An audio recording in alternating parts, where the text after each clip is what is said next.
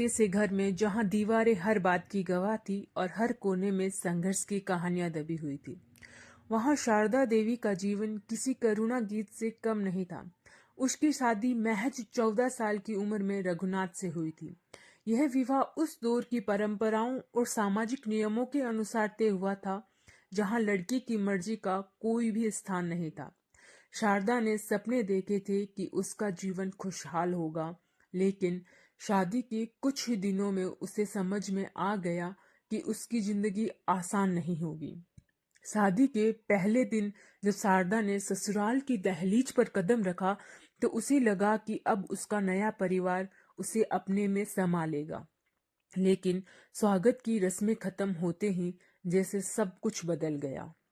बहू, यहाँ आराम करने का वक्त नहीं है, पहले रसोई में जाकर चाय बना लो। यह वाक्य उसकी सास मंगला देवी ने शादी के अगले ही दिन कहा। शारदा को यह समझने में देर नहीं लगी कि अब उसकी पहचान सिर्फ और सिर्फ एक बहू की है, जिसकी जिम्मेदारी केवल ससुराल के लोगों की सेवा करना है।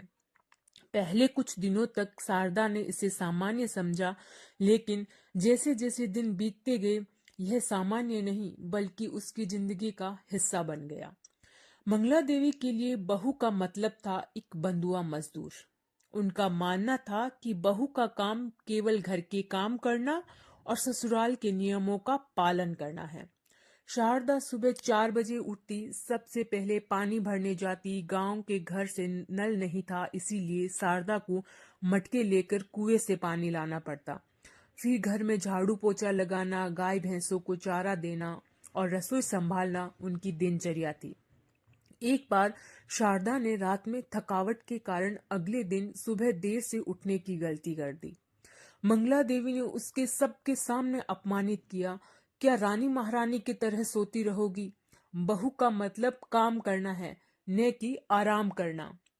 उस दिन शारदा ने पहली बार महसूस किया कि उसके लिए यहाँ कोई अपनापन नहीं है।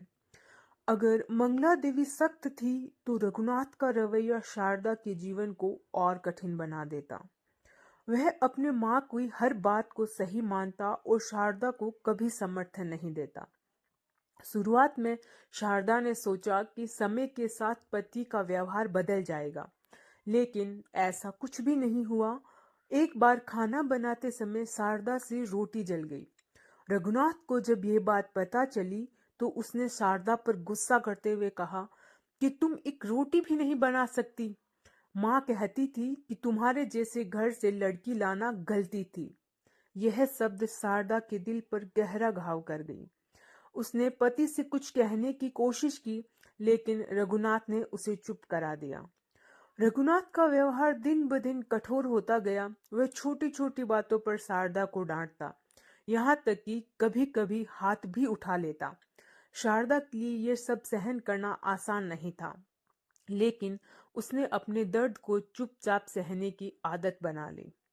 शादी के बाद शारदा को अपने मायके से तो लगभग अलग ही कर दिया गया।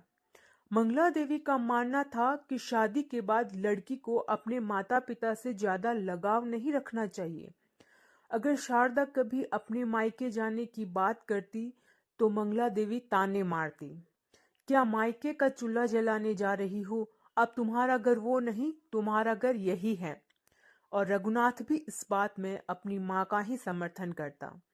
रघुनाथ उससे कहता कि तुम्हें यहाँ जो कुछ मिलता है वह मायके में नहीं मिलेगा, इसीलिए ज्यादा भाव मत खाओ। यहाँ कई त्योहार ऐसे बीते जब शारदा ने अपने माता पिता से मिलने की इच्छा जताई, लेकिन उसे इजाजत ही नहीं मिली।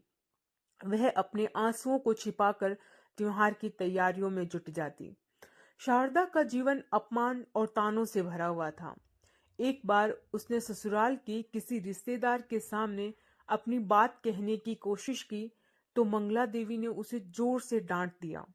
उसने कहा कि बहुओं को ज्यादा बोलने का हक नहीं है, चुप रहना सीखो। यहाँ तक कि जब वह बीमार पड़ती, तो उसे आराम करने की इजाजत नहीं थी, क्योंकि उसकी सास कहती कि तुम्हारी बीमारी बहानेबाजी है, घर का काम करना शुरू करो, सब ठीक हो जाएगा। इन सालों में शारदा ने खुद को एक कठोर और अनुशासन में ढाल लिया। उसने अपनी तकलीफों को अपनी ताकत बना लिया। हर अपमान के बाद उसने अपने दिल में एक वादा किया कि मैं कभी भी अपनी बहू के साथ ऐसा व्यवहार नहीं करूंगी। मैं हमेशा उसे अपनी बेटी मानूंगी और उसे वह शब्द दूंगी जो मुझे नहीं मिला। सालों बाद जब शारदा के बेटे रोहित की शादी रागिनी से हुई तो उसने अपनी सोच को हकीकत में बदलने का फैसला किया। पहले ही दिन उसने रागिनी से कहा कि इस घर में तुम्हें अपनी जगह बनाने की जरूरत नहीं है। ये घर तुम्हारा है और तुम बहू नहीं, तुम मेरी बेटी हो। शारदा ने रागिनी को वह आजादी और सम्मान दिया जिसकी उसे कभी उम्मीद नहीं थी। रागिनी पढ़ी लिखी और आधुनिक विचारों वाली लड़की थी। शादी के बाद जब रागिनी ससुराल आई तो वह थोड़ी डरी हुई थी। उसे अपने दोस्तों से सास बहू के रिश्तों के किस्से सुनने को मिले थे, लेकिन शारदा ने रागिनी को अपनी बेटी की तरह अपनाया। पहले ही दिन उसने रागिनी से कहा कि इस घर में तुम बहू नहीं मेरी बेटी हो। रागिनी को यह सुनकर बहुत सुकून मिला। शारदा ने रागिनी को अपने करियर और अपने सपनों को आगे बढ़ने के लिए प्रेरित किया। उसने कभी रागिनी को घर के कामों के लिए मजबूर नहीं किया। जब रागिनी ऑफिस जाती तो शारदा उसके लिए टिफिन बनाती। बदले में रागिनी भी शारदा के लिए हर छोटी बड़ी जरूरत का ध्यान रखती थी। दोनों का रिश्ता समय के साथ और गहरा होता गया। रागिनी ने शारदा को स्मार्टफोन चलाना सिखाया। दोनों साथ में टीवी का पसंदीदा शो देखती और साथ में त्योहार मनाती। गांव की बाकी महिलाएं ये देखकर हैरान थी कि एक सास अपनी बहू को इतना प्यार और आजादी भी दे सकती हैं। एक दिन रागिनी ने शारदा से कहा, माँ, आप मेरी असली माँ की तरह हो। अगर दुनिया की हर सास आपकी तरह बन जाए तो कोई बहू कभी शिकायत नहीं करेगी। शारदा की आंखों में आंसू आ गए। उसने रागिनी से कहा कि बेटा, मैंने जिंदगी में बहुत कुछ सहा है, लेकिन मैंने ठान लिया था कि मैं तुम्हारे साथ वैसा व्यवहार नहीं करूंगी। तुम मेरे लिए बहू नहीं, मेरी बेटी हो। धीरे धीरे शारदा और रागिनी की कहानी पूरे गांव में फैल गई।